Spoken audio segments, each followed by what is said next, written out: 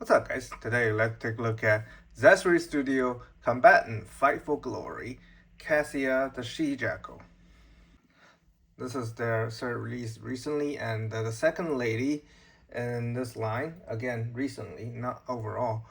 So I think a lot of people are really looking forward to her, but unfortunately, she does have more issue compared to Gohilda. So without further ado, let's take a look at the figure. I have taken the liberty of put all the gears on the figure already because this is one of the selling point of the figure, right? You can put all the accessory on the figure. And she does look really good with everything on. And as always, this line has really good paint job, right? This is very sharp. Same goes for the helmet detail.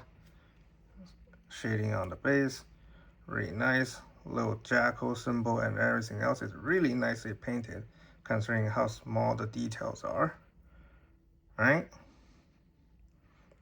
Yeah, very well done as always. Same thing at the back and her cheeks. The base body is the same as Goldhilda, and I do notice a little bit issue. Well, it's not an issue. For example, you can clearly see the nut mark here, and same thing with arms, right? You can't find them on Gohilda. They clearly taken more time with that figure compared to Cassia. It's not a huge issue, of course. Now, let's talk about the huge issue. Well, not huge issue. The main issue, that is. The eyes. I heard this batch has more issues compared to their regular figures. It's pretty much the same. The left eye, is it left eye? Yeah, the left eye is crooked, and you can see the eyebrow is also crooked. Fortunately, they already announced that they will send replacement head for issues like this, so at least I won't have to be worried about this. But if you guys order overseas, have issue like this, it can be really annoying. So contact your sellers to see if they can, how to say, request a replacement head for you. All right. Another thing is, you may have noticed that I have taken her dress off, not because I want to see her cheeks, of course, because this dress that come with the figure will stain the figure. And they do have plastic wrap around here, like only cover the bottom half of the body, right? So the top half, like around here, will have some stain mark. Like mine, probably gonna be a month earlier than all of you guys, and she already has 2 stain spots on the body. So if you receive your figure, take off the purple dress immediately, all right? And yeah, even with all the issues, and the helmet is a remedy to the eye issue, she does still look really good. So let's take a look at the accessory next because it's more convenient this way. The helmet, right? Oh, take out the helmet, and the face mask is removable, although I do put some blue tack on the side of the helmet so they'll stick together better. Okay, and for hair piece, this is the short hair that come with the figure. Okay, and there's a longer hair.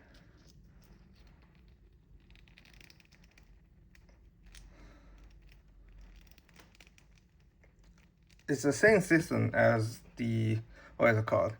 Gohilda. There's a peg connecting to the peg hole on the back of the head, right?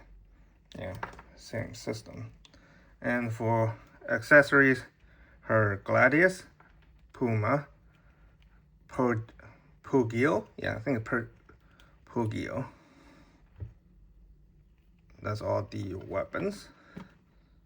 Okay, and oops, stand up please, and please covering up your faces. Thank you very much.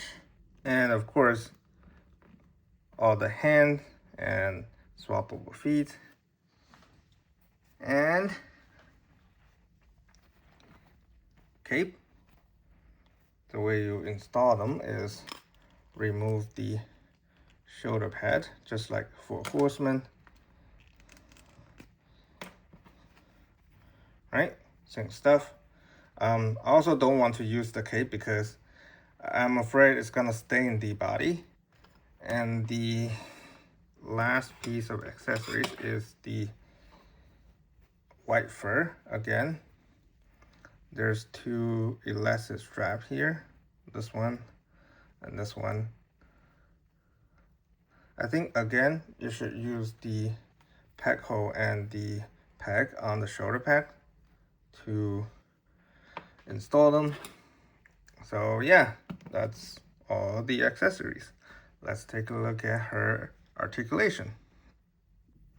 Let's take out the helmet to better showcase the articulation. The head can go up, down, rotation, tilt, right? Shoulder can 9 degrees,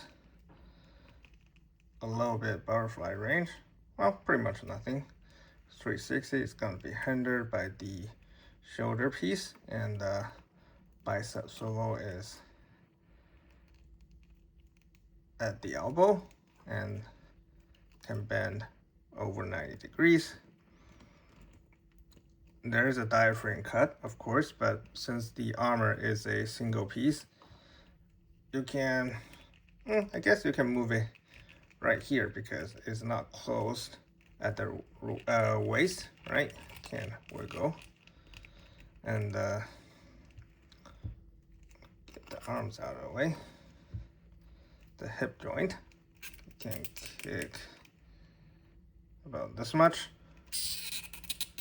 Kick back, all the way back, side, and cross leg.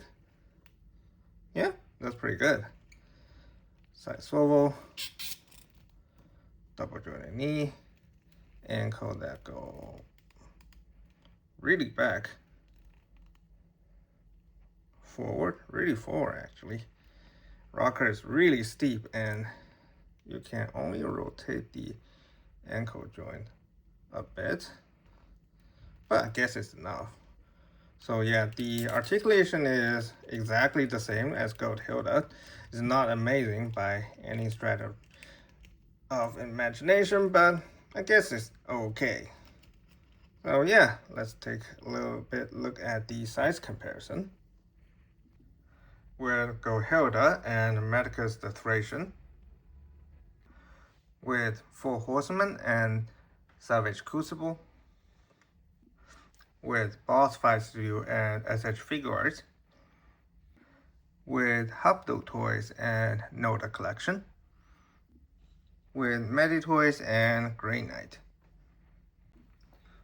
So yeah, I think it's still a decent figure, especially for folks who collect like Four Horsemen, Savage Crucible. It is not as good as Goat Hilda and Medicus the Thracian, but it's still decent enough. Although the issue I have mentioned before, like the eyes and the socket staining the figure, I don't know why they do that. You should never do that. Please take that into account. And hopefully the same issue won't be happening on Benares 2.0 that's going to release later, either this month or earlier next month. All right, that's pretty much it. Thank you guys for watching, and I'll see you guys next time.